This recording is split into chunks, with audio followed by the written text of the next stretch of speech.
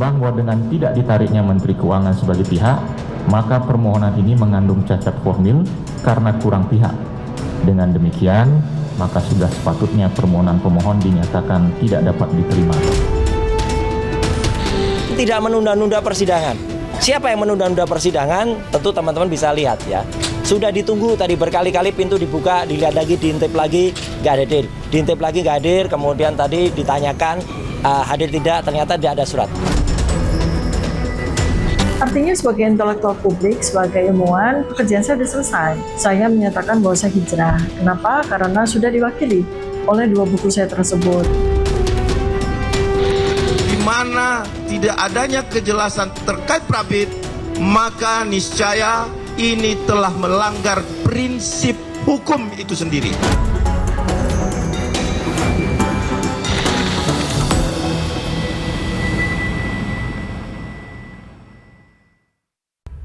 Ya, pemirsa, Pradi Bersatu mempertanyakan proses pra-peradilan berulang-ulang Roy Suryo ke Mahkamah Agung yang dituding menunda-nunda pokok perkara. Sementara Roy membantah dan menyebut proses pra-peradilan jilid keempat untuk kejelasan status pencekalan dirinya.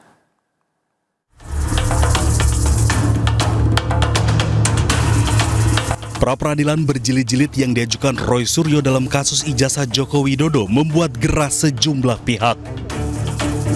Pradi Bersatu bahkan menyurati Mahkamah Agung dan menuntut adanya kejelasan proses pra-peradilan.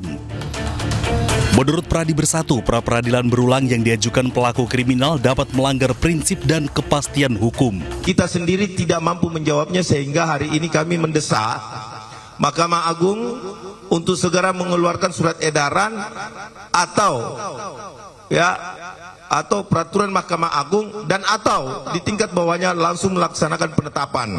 Karena itu sesuai dengan prosedur hukum yang ada. Melanggar prinsip sekali lagi bahwa di mana tidak adanya kejelasan terkait Prabit, maka niscaya sesuai dengan apa yang telah kita pelajari bersama di Fakultas Hukum bahwa ini telah melanggar prinsip hukum itu sendiri.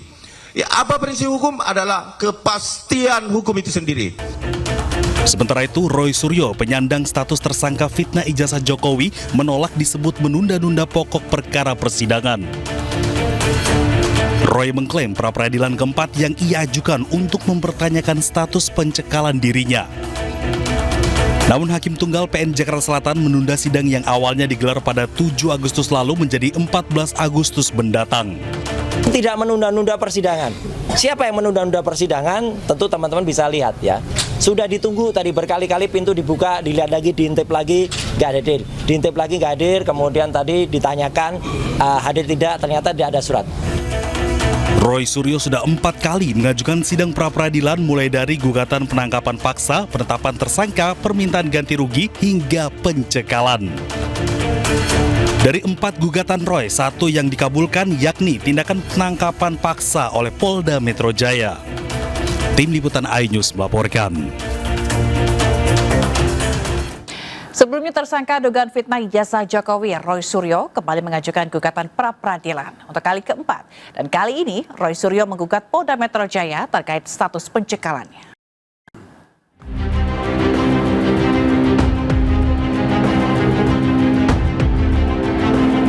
Tak berhenti, Roy Suryo kembali mengajukan gugatan pra-peradilan untuk yang keempat kalinya. Kali ini Roy Suryo menggugat pra-peradilan Polda Metro Jaya terkait status pencekalannya didaftarkan ke Pengadilan Negeri Jakarta Selatan. Sidang perdana rencananya akan digelar 14 Agustus. Roy Suryo meminta agar status pencekalan ke luar negeri terhadap dirinya segera dicabut. Roy menilai pencekalan terhadap dirinya layak diuji melalui mekanisme pra-peradilan.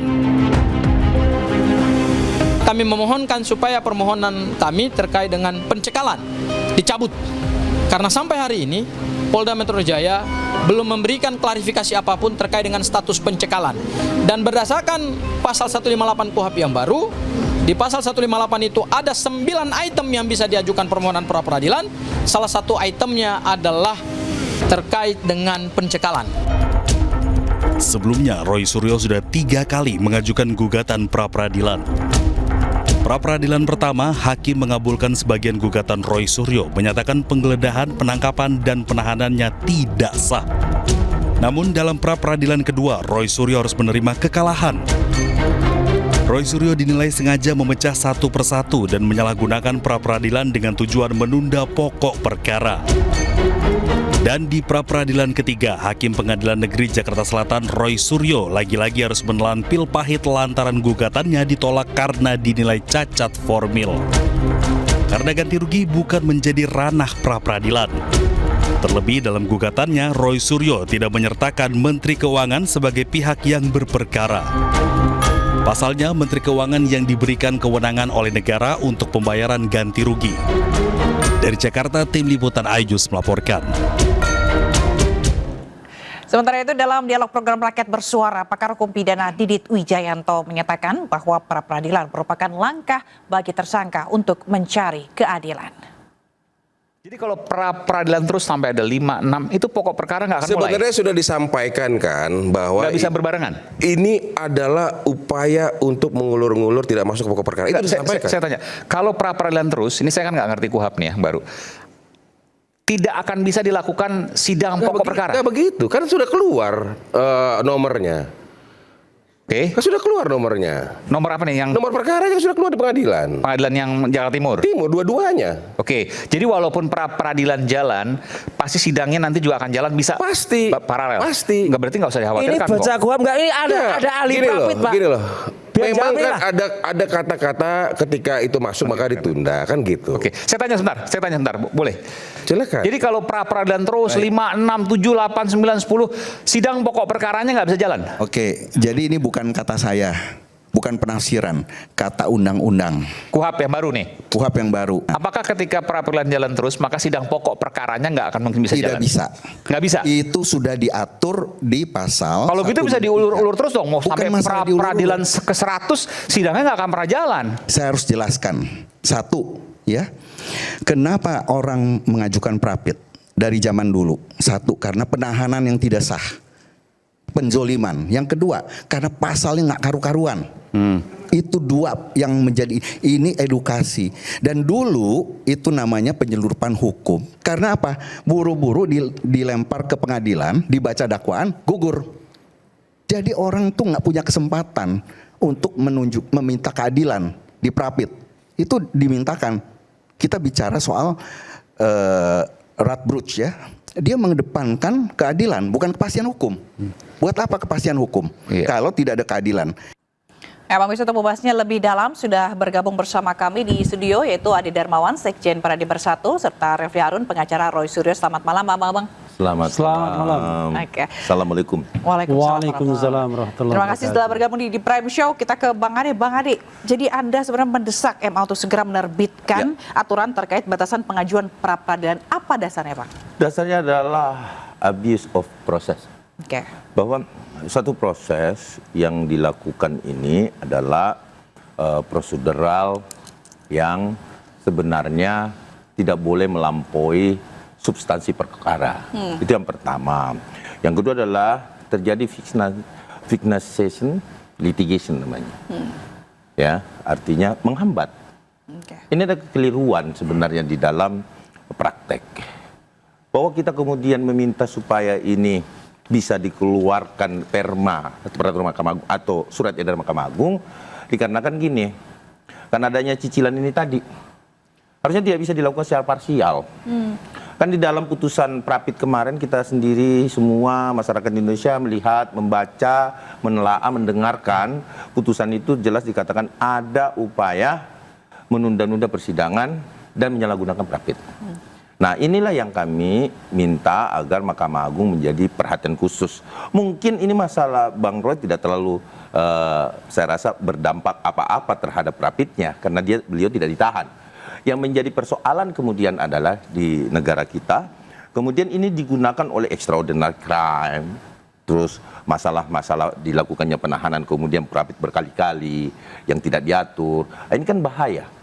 Kita belajar pada ada kasus yang cukup menyita publik juga kan, Febri, seperti kasusnya Febri ya, FA ya, bahwa FA ini sudah melakukan Prapit dan kemarin ditolak dan majukan lagi.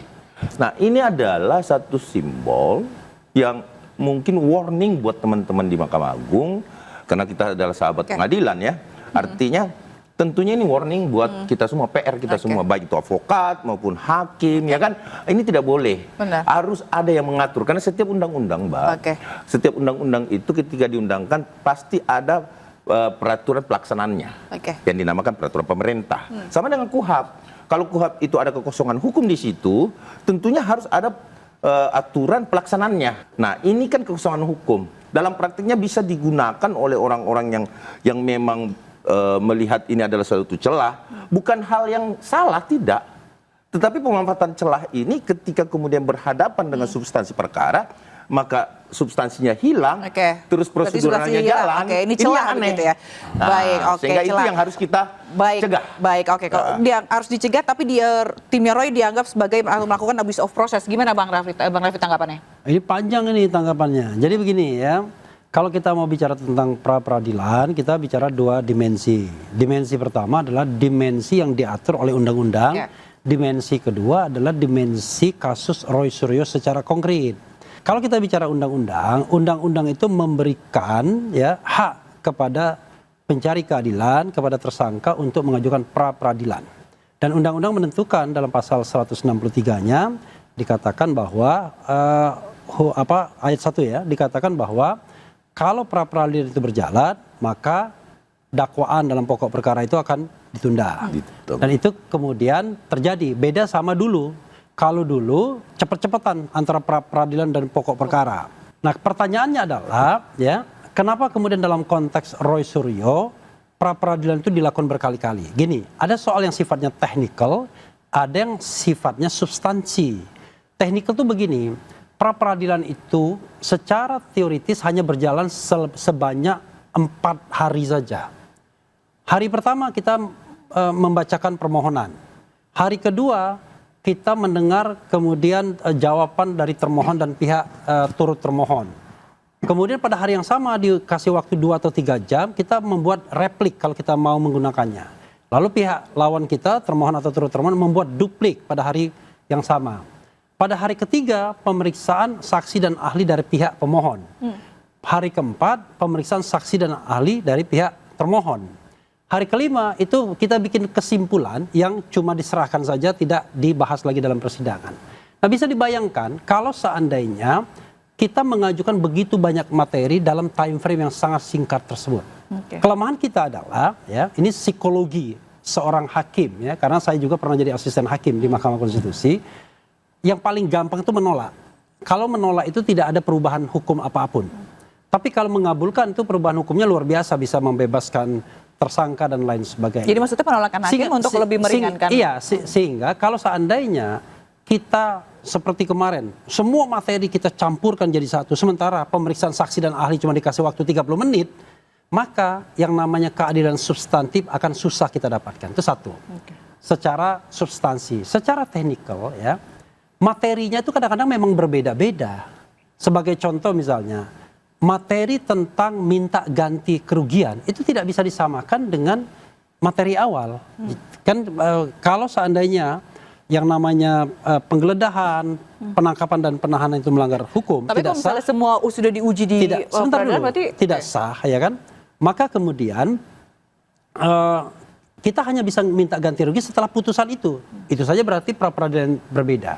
Nah, hal lainnya adalah ada abuse of power dari pihak penyidik ketika dia menerapkan pasal-pasal yang tidak relevan dengan kejahatan atau dugaan tindak pidana yang dilakukan. Sebagai contoh dalam kasus Roy Suryo ini adalah diduga ya melakukan fitnah atau pencemaran nama baik. Pencemaran nama baik itu ancaman hukumannya cuma 9 bulan. Fitnah itu 3 tahun. Tetapi pasal yang diselundupkan, ini dalil kami, itu adalah pasal Undang-Undang ITE dengan ancaman hukum 8 dan 12 tahun. Jadi, sebelum masuk pada pokok perkara, kami men-challenge dulu pasal-pasal ini. Kalau kami misalnya semua pasal kami satukan dalam satu pra-peradilan, mudah sekali untuk ditolak. Karena pembahasannya tidak komprehensif. Tapi begitu kami membahas satu pasal, hakimnya yang nggak berani sebenarnya. Tapi secara moral, Kami menang sesungguhnya. Ketika pasal 32 ayat 1 kami uji di pra-peradilan, kami challenge pihak termohon, tolong tunjukkan kepada kami minimal 2 alat bukti untuk menggunakan pasal ini. Tidak bisa dia tunjukkan. Berarti itu kenapa pra-peradilan dibuat berjilid-jilid berulang kali nah, begitu? Dia tidak bisa dia tunjukkan, tapi ya alih-alih dia seharusnya mengabulkan kami, bayangkan pihak termohon itu tidak bisa menunjukkan saksi. Saksinya nggak ada. Kami mengajukan saksi dan ahli, dia hanya mengajukan ahli. Itu pun ahli yang tidak relevan, bukan ahli yang diperiksa di Polda Metro. Nah, sehingga yang terjadi adalah ya hakim tidak berani. Dia kemudian malah menasihati kami, bukan kemudian mengadili termohon. Kalau kita mau bicara mengenai yang namanya perlindungan hak asasi manusia, pra-peradilan itu adalah instrumen untuk melindungi HAM. Instrumen untuk mencari keadilan bagi siapapun yang mencari keadilan. Tapi kalau misalnya objeknya semuanya sudah terpenuhi, harusnya bisa langsung ke sidang pokok perkara dong, Bang? That's right. Pertanyaannya adalah apakah semua objek itu sudah dibahas atau belum? Belum.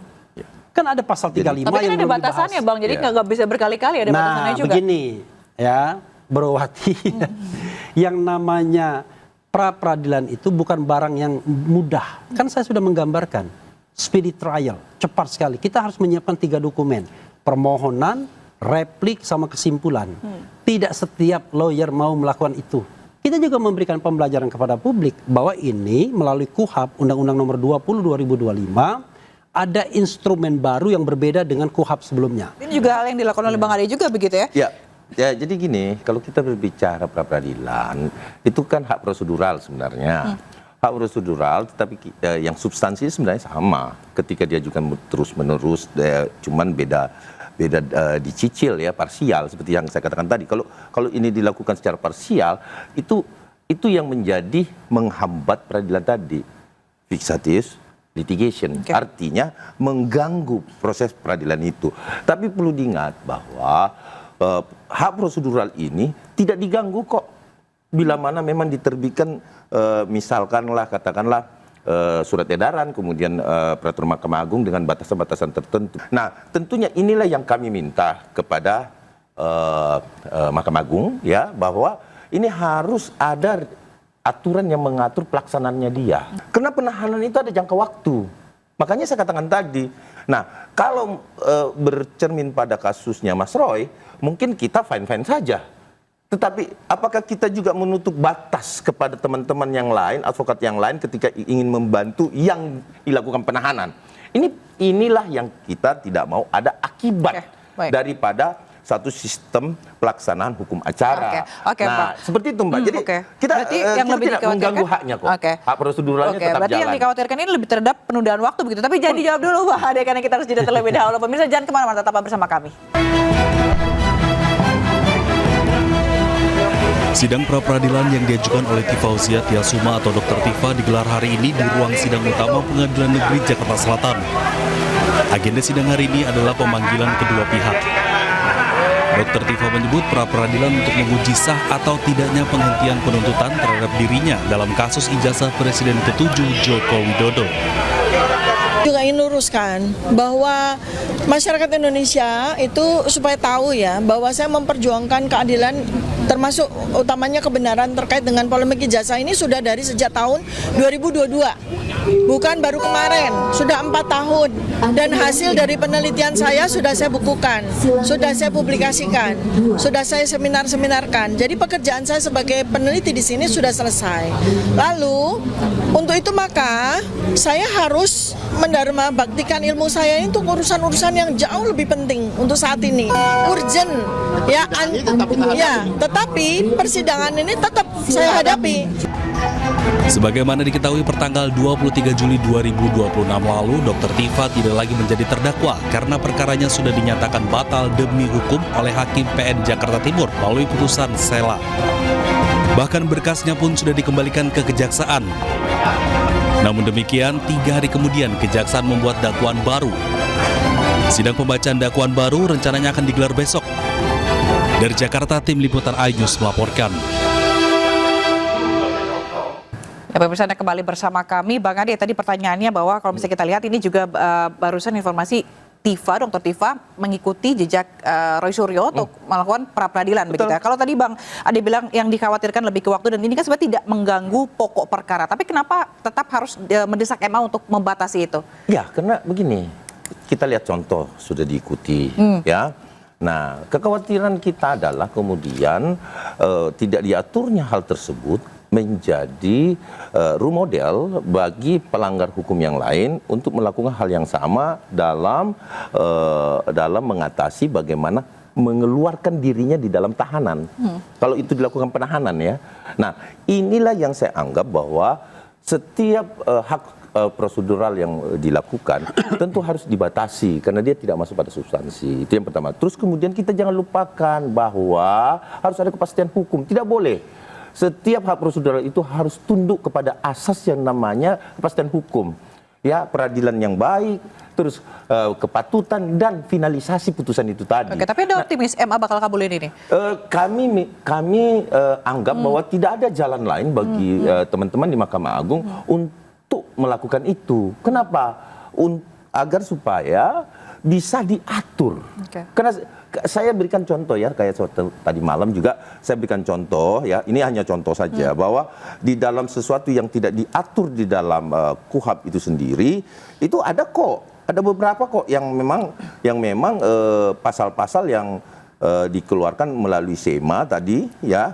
Nah, ini saya kasih contoh ya. Nah, misalkan kekosongan hukum acara pidana di isi Perma dan SEMA itu jelas ada penanganan perkara oleh korporasi di KUHAP ya. Awalnya tidak mengatur bagaimana memanggil, mengadili dan menjatuhkan pidana kepada korporasi sebagai subjek hukum pidana, sehingga Mahkamah Agung mengatur melalui Perma nomor 13 tahun 2016. Itu satu, kekosongan hukum ya. Yang kedua adalah Perma nomor 4 tahun 2020, yaitu persidangan melalui elektronik. Ya, itu tidak diatur juga di dalam KUHAP, sehingga diatur.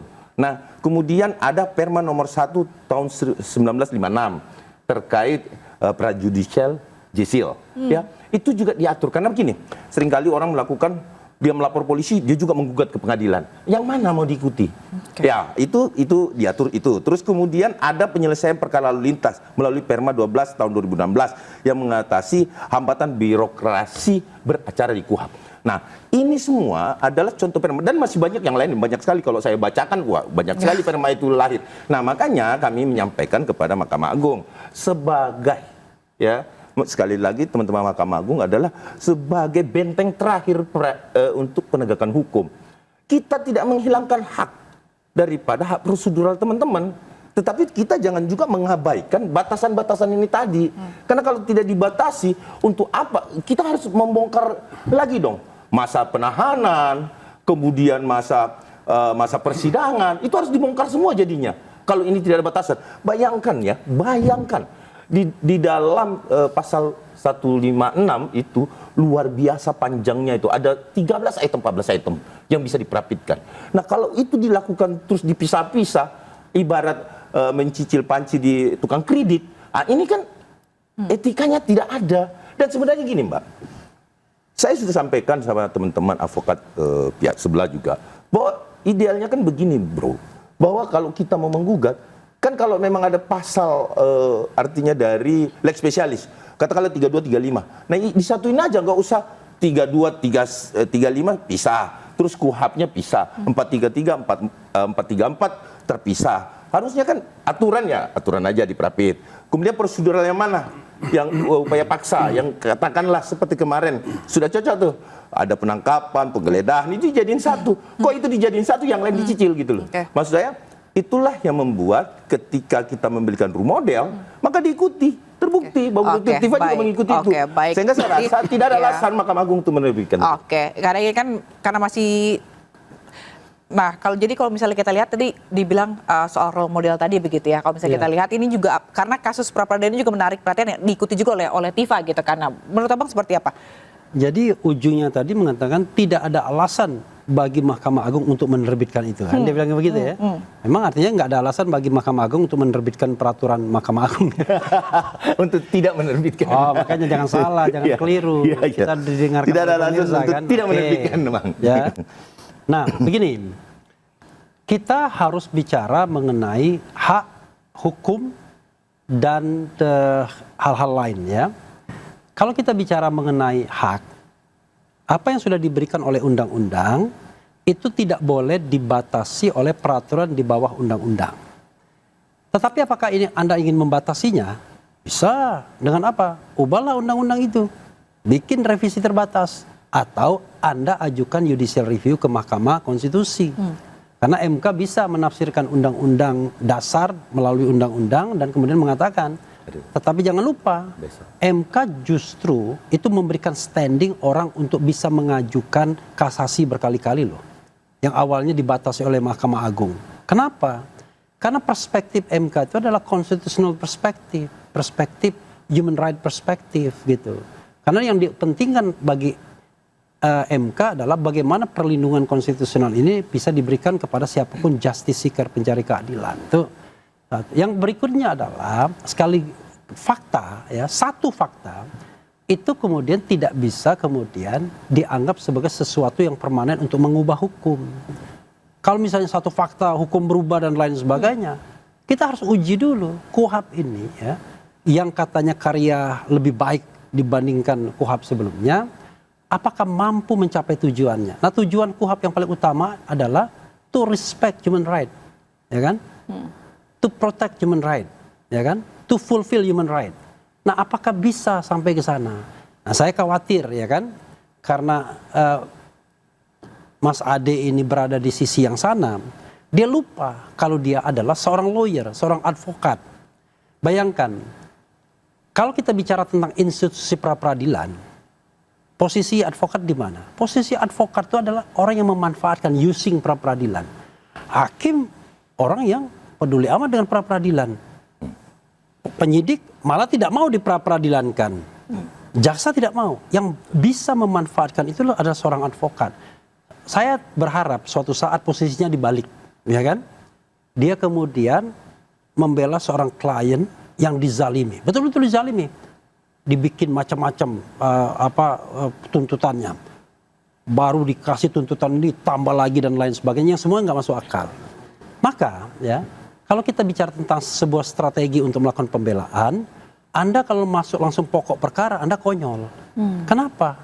Karena di dalam pokok perkara Anda sudah membatasi diri kan, tetapi ketika Anda menggunakan pra-peradilan, kita akan uji apakah penersangkaan ini memiliki dasar yang adequate atau tidak. Dan ini bukan hanya prosedur, ini substansi. Begitu. Ini saya menarik Bang Refli katakan tadi bahwa kemudian bagaimana kalau ini dibalik, bahwa kemudian tidak ada penghilangan hak di sini. Ini hanya tidak ada batasan tidak bisa dilakukan secara parsial mengingat waktu. Itu yang pertama. Tentunya mungkin Mahkamah Agung di sini bisa mengkolaborate antara waktu penyesuaian dan atau tidak bolehnya dilakukan secara parsial. Itu saja sebenarnya, tapi tidak menghilangkan hak prosedural. Tapi kalau menurut Abang, batasnya di mana, Bang, antara penggunaan hak hukum dengan upaya memperlambat proses penegakan hukum? Ya, karena kalau dia dilakukan, katakanlah 14 item atau 9 item yang ada di dalam 156 ya. Nah, kalau satu-satu itu sudah berapa minggu, Mbak? Kan 1 minggu. 1 kali prapit. Nah, kalau dia 14 kita hitung kan lebih dari 3 bulan. Jadinya. Iya kan 90 hari masa penahanan. 120 hari tidak dipanjangkan oleh pengadilan. Kan begitu. Itu persoalannya, sehingga saya merasa bahwa hal ini menjadi role model yang tidak baik. Tapi bagaimana caranya supaya ini tidak menjadi role model yang tidak baik? Tentunya ada batasan dan penyusunan waktu. Itu saja. Tetapi jadi prapit berulang kali, prapit berulang kali tidak baik berarti menurut Bang? Ya tentunya akan berakibat bagi yang dilakukan penahanan loh ya. Itu memiliki batasan. Nah, katakanlah gini. Saya melakukan tindak pidana pembunuhan. Iya. Ya, kan udah dibatasin Bang, kalau misal tadi objeknya udah selesai, udah habis, ya udah nggak bisa prapit lagi kan? Iya, tetapi kan masa penahanannya habis. Oke, saya tambah. Jadi sebentar, sedikit lagi. Bahwa itu habis, kemudian dia harus keluar dong demi hukum. Masa penahanan itu habis. Nah, kalau dia keluar demi hukum, terus tidak masuk kepada pokok perkara. Nah, saya tertarik tadi Bang Refli mengatakan bahwa ya ini disolimi, ini bukan hal yang sesuai dengan hukum, ada penyelundupan. Oke. Kalau memang ini adalah penzoliman, harusnya kita mendorong kasus ini masuk ke dalam pokok perkara. Kenapa? Lebih komprehensif pembuktiannya, dan Bang Refli juga bisa membuktikan kepada masyarakat Indonesia bahwa ini loh, terjadilah yang namanya terjadilah yang namanya penyelundupan hukum. Itu bisa dibuktikan melalui apa? Pembuktian komprehensif peradilan umum, karena lebih panjang dari waktunya. Berarti Bang Refli, penegasan terakhir nih Bang, berarti fokusnya ke strategi atau penundaan untuk pokok perkara, Bang? Begini, kalau dibilang penundaan, ya kan, Mas Roy ini kan tidak ditahan, nggak ada urusan dengan habisnya penahanan dan lain sebagainya. Ini mostly adalah soal strategi kita. Jadi gini ya, ketika kita mempermasalahkan pasal, ya, baik secara prosedur maupun secara substansi di pokok perkara nantinya, maka mana yang paling dulu kita lakukan? Ke dalam pra-peradilan itu, posisi Roy Suryo itu bukan posisi sebagai terdakwa yang duduk dalam kursi pesakitan, tapi posisi sebagai pemohon, penggugat kalau dalam bahasa lainnya. Itu berbeda sekali ketika dia masuk dalam persidangan, dia terdakwa jadi pesakitan. Karena itu ketika dia mau menghadapi posisi seperti itu, dia harus ada fondasi yang kuat untuk menghadapi persidangan. Nah, fondasi yang kuat ini bisa diciptakan melalui pra-peradilan. Coba ya nanti ya di dalam pembelaan kita, berapa banyak putusan-putusan pra-peradilan yang akan memperkuat kita. Misalnya tidak sahnya penahanan, penangkapan, penggeledahan dan lain sebagainya. Ketika kita mendalilkan bahwa ada abuse of power misalnya, ya, ada penyelundupan pasal, penggunaan pasal yang berlebihan, maka kita bisa memberikan contoh dari putusan pra-peradilan tersebut. Jadi sekali lagi saya katakan ya, hanya orang yang serius saja yang mau melakukan pra-peradilan berkali-kali. Kalau kita kaitkan dengan misalnya potensi ekonominya misal ya, siapa sih katakan wah nanti dimanfaatkan koruptor. Oke, koruptor bisa melakukan pra-peradilan berkali-kali, tapi dia bayar terus. Emang mau dia bayar terus, ya kan? Kita yang pro bono ini, emang sesungguhnya kalau kita tidak serius mau kita habis tenaga setiap saat. Kita kan juga punya pekerjaan yang lain, tapi dengan pra-peradilan ini tiap hari kita ke Pengadilan Negeri Jakarta Selatan. Karena sekali lagi ya, banyak pelajaran yang kita bisa dapatkan dari fenomena itu. Suatu saat akan ada equilibriumnya, ada keseimbangannya, akan ada rasionalitasnya. Tetapi sekali lagi, membatasi hak yang diberikan undang-undang melalui peraturan Mahkamah Agung itu salah dari sisi teori. Berlaku azas yang namanya lex superior derogat legi inferior. Karena itu kalau Anda mau membatasi, Anda datang ke Mahkamah Konstitusi, ajukan judicial review. Besok Bang. Itu baru besok Bang. Jadi nanti di sana juga akan kita lakukan. Iya, di sana kita akan yang namanya intellectual, legal intellectual discourse akan terjadi di sana. Insya Allah besok kita juga mendaftarkan itu ke Mahkamah Konstitusi bersama teman-teman, dan juga kenapa kami meminta Mahkamah Agung mengeluarkan perma dan sema?